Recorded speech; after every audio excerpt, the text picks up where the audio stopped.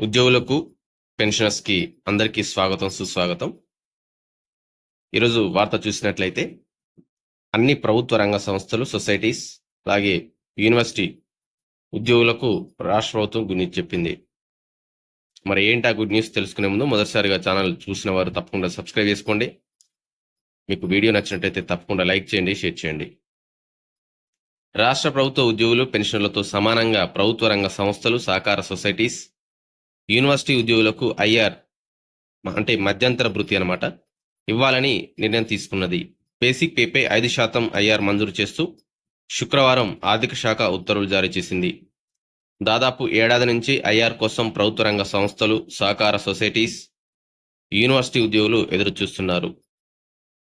ప్రభుత్వ ఉద్యోగులకు ఇచ్చిన విధంగానే తమకు కూడా ఐఆర్ అమలయ్యేలా ఉత్తర్వులు ఇవ్వాలని కోరుతూ ప్రభుత్వ రంగ సంస్థల ఉద్యోగుల సమాఖ్య ఇటీవల సీఎం అలాగే డిప్యూటీ సీఎంకు విన్నవించింది.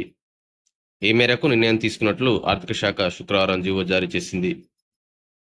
ఐఆర్ విడుదల చేయడం పట్ల ప్రభుత్వ రంగ సంస్థల ఉద్యోగుల సమాఖ్య అధ్యక్షుడు బాలకృష్ణ, ప్రధాన కార్యదర్శి జీవన్ ఓ ప్రకటనలో హర్షం వ్యక్తం చేశారు.